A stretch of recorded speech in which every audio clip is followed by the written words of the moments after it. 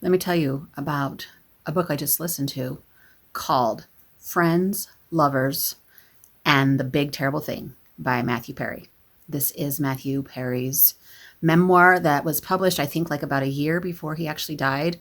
And it was very gut wrenching and a little disturbing that he talked throughout the entire book about how he should be dead. And he's telling the story in his own words because he's narrating it.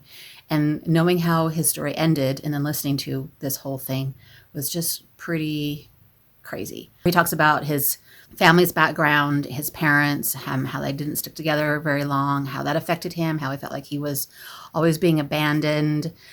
He said he almost entitled his book Unaccompanied Minor because he flew on airplanes back and forth to his parents so many times as a little kid, needing the services of the unaccompanied minor that airplanes have, and how he felt like that kind of messed with him throughout the course of his life. He talked about how he got into acting, which I think the story with actors is quite similar, where people get asked to be in a play in school and then they love it so much and then they pursue it from there. That's kind of what happened with him. His mom when he was 15 and ended up living with his dad in LA.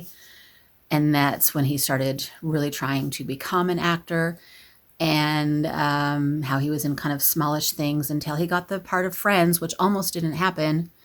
So the story of getting Friends is really interesting. I'm not a huge Friends fan. I didn't ever really watch it, but I was aware of the phenomenon that show was and all the different actors in that show and their characters. And I really enjoyed hearing all the background stories for that show. And he talked about how he started drinking when he was a teenager and loved it. And then that was a problem that he had throughout his life that started being even worse because he ended up getting hooked on Oxycontin when he had a little jet skiing accident. It all just blew up from there, his addiction to drugs and drinking. And he was very, very, very honest in the telling of this story. It's just so sad and heartbreaking.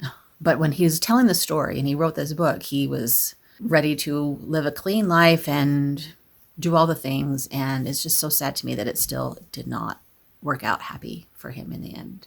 Anyway, fascinating story. I feel bad for him and his family and all the people in his life that it didn't end as happily as he hoped it was ending when he was telling his story. I'm giving this one 4 stars because it just is such a powerful story, and I'm sure something that a lot of people can relate to. And I hope that somebody can read this that who might be suffering the same things will learn something from it and change their lives.